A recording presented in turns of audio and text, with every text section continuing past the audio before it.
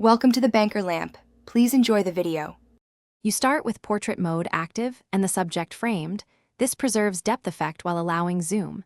Tap the subject to lock AE/AF so exposure and focus don't shift when you change framing.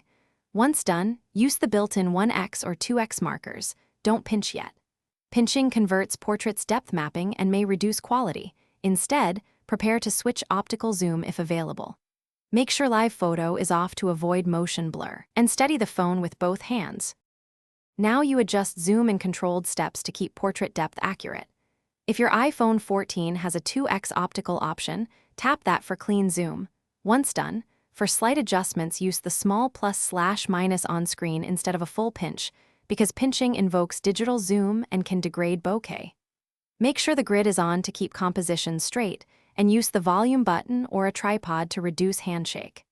As you zoom, watch subject separation and retest focus if needed. Finish by taking multiple shots at slightly different zooms and review portrait depth quality. You can edit the blur amount afterward in photos. If the camera loses the depth effect, make sure you're not beyond optical range. Back off zoom slightly and retap the subject to re-establish AE/AF. If low light causes noise or failed depth, enable flash or switch to night mode with a tripod.